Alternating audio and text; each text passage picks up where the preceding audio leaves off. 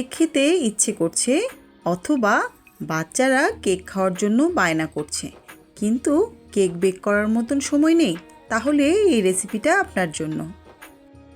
Bake করা ছাড়াও cake কিভাবে তৈরি করা যায় সেটাই আজকে আপনাদেরকে এই রেসিপিতে জানিয়ে দেব। বেক করা ছাড়াও তেলে ভেজেও অনেক মজার, টেস্টি এবং সুপার সফট একটি কেক তৈরি করা যায়, তারই রেসিপি আজকে আপনাদের সাথে শেয়ার করছি।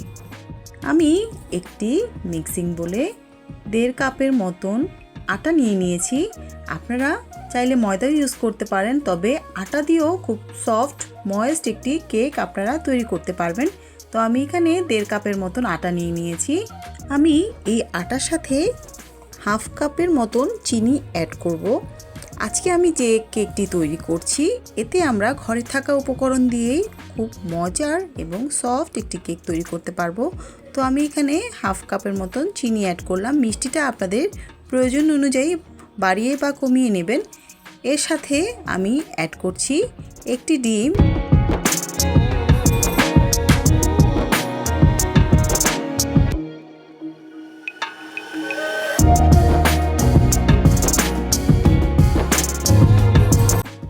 এখন আমি এতে দিয়ে দিব 1 চামচের মতন বেকিং পাউডার। আপনারা এখানে বেকিং পাউডারটাই ইউজ করবেন। দিয়ে দিব 2 টেবিল চামচের মতন গুঁড়ো দুধ। অল্প উপকরণ এবং অল্প সময়ের মধ্যে যদি কেকের টেস্ট পান তাহলে এত কষ্ট করে কেক বেক করার কি দরকার। তো আমি দেখুন খুব তাড়াতাড়ি, সময় কম থাকলে কিভাবে খুব তাড়াতাড়ি কেক তৈরি করতে পারবেন সেটাই আজকে আপনাদের সাথে শেয়ার করছি। এখন আমি এতে দিয়ে দেব 2 টেবিল চামচের মতন তেল। এখন সবগুলো উপকরণ আমি অল্প অল্প পানি দিয়ে মিক্স করতে থাকবো।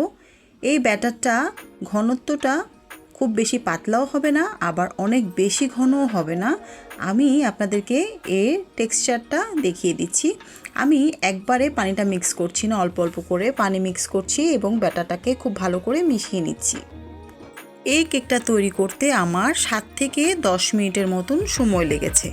তো আপনারা চাইলে বাচ্চারা যখন খেতে চাইবে বা গেস্ট আসলে আপনারা সাথে সাথে এই কেকটা বানিয়ে তাদেরকে সার্ভ করতে পারেন।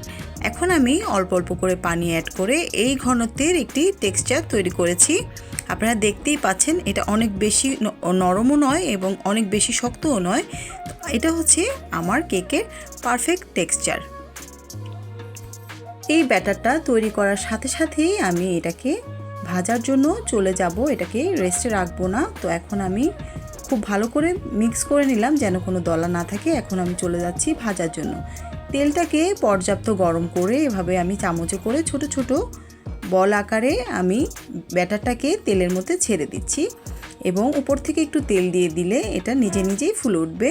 তো আমি একে একে সবগুলো কেক ভেজে নিচ্ছি। আমরা যখন প্রথম এই কেকটা খেয়েছি আমরা মোটামুটি ফিদা হয়ে গেছি। এত মজার, এত টেস্টি, এত কম উপকরণ এবং এত অল্প সময়ে এই কেকটা তৈরি করা যায়। আপনারা বাসায় এই রেসিপিটা ট্রাই করে দেখতে পারেন। বাচ্চারা অনেক মজা করে খাবে এবং গেস্টদের সামনেও আপনি এটা দিয়ে প্রশংসা পাবেন। তো আমি এখানে উপর থেকে এভাবে তেল ছড়িয়ে দিচ্ছি যাতে আমার কেকগুলো উপর থেকে ফুলে ওঠে। তো আপনারা দেখতে পাবেন খুব সুন্দরভাবে আমার কেকগুলো ফুলে উঠেছে। এই পর্যায়ে চুলার আঁচটা কমিয়ে এভাবে উপর থেকে তেল ছড়িয়ে ছড়িয়ে কেকগুলোকে সুন্দর করে ভেজে নিতে হবে, তাহলে ভেতরটা কাঁচা থাকবে না। খুব সুন্দরভাবে কেকটা ভাজা হয়ে যাবে এবং খুব সহজেই খুব তাড়াতাড়ি তৈরি হয়ে যাবে আমাদের ভাজা কেক। এ ধরনের আরও সহজ এবং মজার রেসিপি পেতে আমার চ্যানেলটা সাবস্ক্রাইব করে রাখবেন। যারা ফেসবুক থেকে দেখছেন তারা আমার ফেসবুক পেজটা ফলো করে আমার ভিডিওগুলোতে লাইক কমেন্ট করবেন, তাহলে এ ধরনের আরও মজার মজার সুন্দর রেসিপি আপনাদের সাথে আমি শেয়ার করব ভবিষ্যতে। তেলটা আমি প্রথমে গরম করে নিয়ে আঁচটা কমিয়ে দিয়ে এভাবে মিডিয়াম আঁচে আমি কেকগুলো সবগুলো কেক ভেজে নিচ্ছি।